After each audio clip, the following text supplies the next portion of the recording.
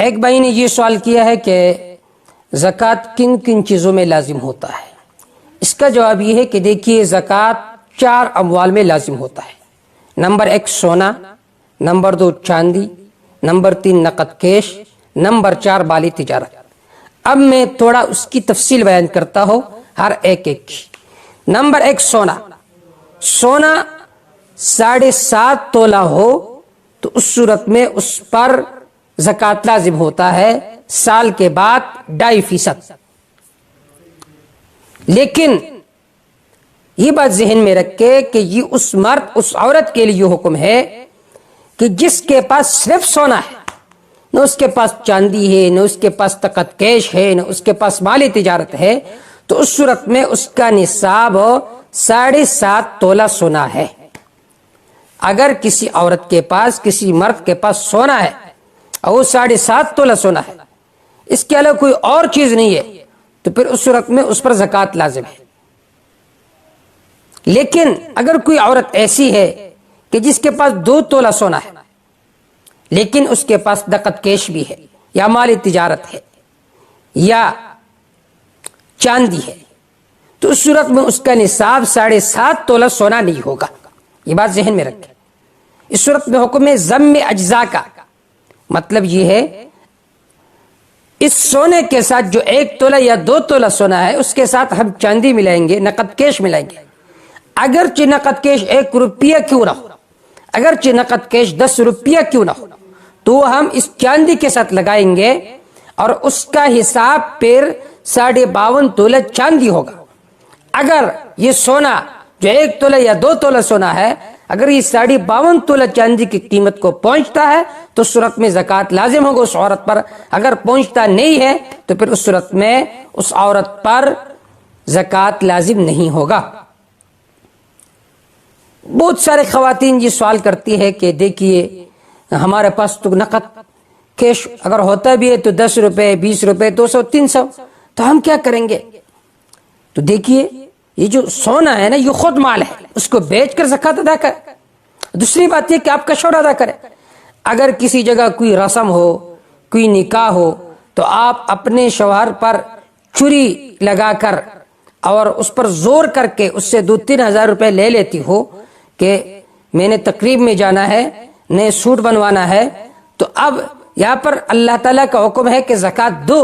اس وقت بھی اپنے شوہر پر زبردستی کرے کہ مجھے 2.5% پیسے دے دے، یعنی 2.5% میں نے زکوٰۃ نکالنی ہے، اب مجھے 2500 روپے دے دے، یا 4000 روپے دے دے، یا 5000 روپے دے دے، یہ ایک بہانہ ہے۔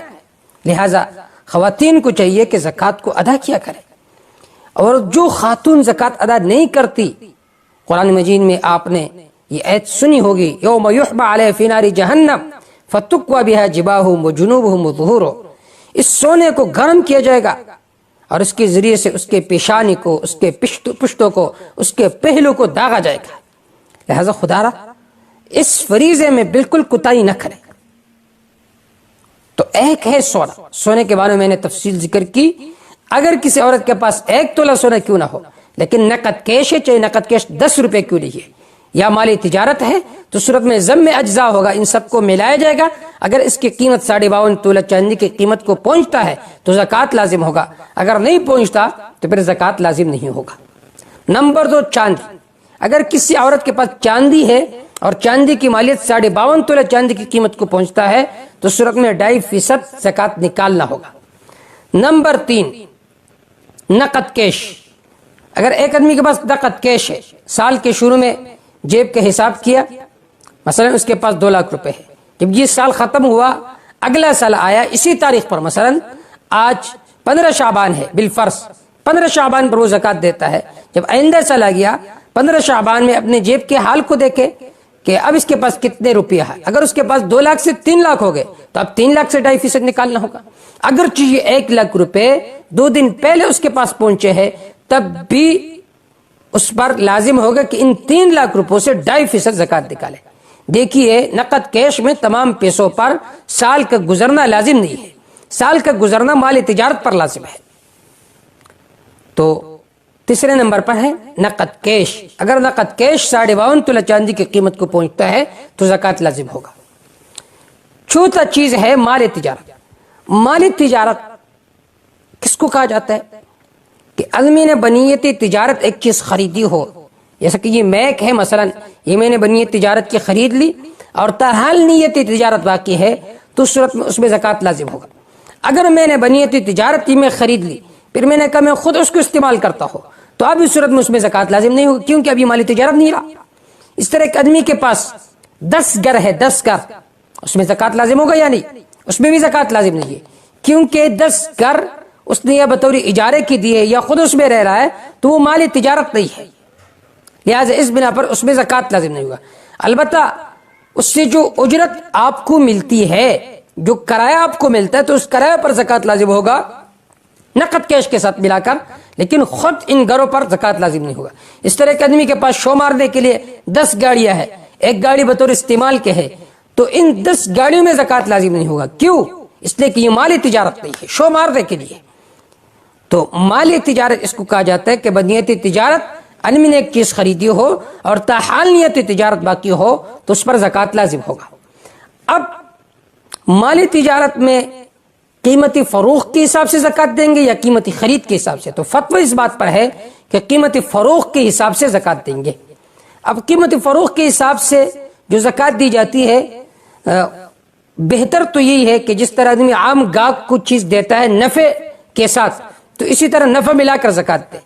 لیکن اس پر بھی عمل کیا جا سکتا ہے کہ آدمی معمولی سا نفع لگائے، مالی تجارت پر معمولی سا نفع لگائے، کہ آپ اگر اپنے قریبی دوست کو کوئی چیز دیتے ہو تو ظاہر بات ہے نقصان نہیں کرو گے، نفع بھی کرو گے، تو اس طرح تھوڑا سا نفع لگا کر اس کا حساب کریں، کیونکہ زکوٰۃ کا ایک پیسہ اگر باقی مال کے ساتھ مل گیا تو پورا مال جل جائے گا، لہذا ایک ایک روپیہ کا حساب کرنا چاہیے۔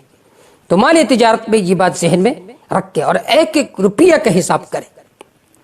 تو 4 چیزوں میں زکوٰۃ لازم ہے: سونا، چاندی، نقد کیش اور مالی تجارت۔ اب مصرف کیا ہے؟ مصرف ہر فقیر ہے کہ فقیر کو آپ زکوٰۃ دے سکتے ہیں۔ بیوی اپنے شوہر کو زکوٰۃ نہیں دے سکتی، شوہر بیوی کو، باپ بیٹے کو، بیٹا باپ کو، باقی جس کو بھی چاہے زکوٰۃ دے سکتے ہیں، کہ جو فقیر ہو، صاحب نصاب نہ ہو تو آپ اس کو زکوٰۃ دے سکتے ہیں۔ لیکن اس زمانے میں سب سے بہترین مصرف وہ علماء اور طلباء ہے کہ انہوں نے اپنی پوری زندگی وقف کی ہے دین اسلام کے نشر و اشاعت کے لیے۔ اگر وہ مستحق ہے، آپ کے مسجد کے امام ہے، آپ کے مدرسے کے عالم ہے، مستحق ہے، آپ کے رشتہ داروں میں سے کوئی عالم مستحق ہے، تو سب سے پہلے آپ اس کو زکوٰۃ دیں۔ اس کا کیا ثواب ہوگا؟ اس کا ایک ثواب تو یہ ہوگا کہ آپ کا زکوٰۃ ادا ہو جائے گا، دوسرا ثواب یہ ہوگا کہ صدقہ جاریہ ہوگا۔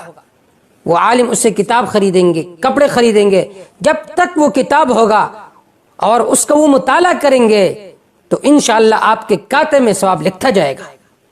تو ان چیزوں کا اہتمام کریں۔ انشاءاللہ جو ضروری مسائل ہے اس کو میں پھر بعد میں ذکر کروں گا۔ واللہ تعالی اعلم۔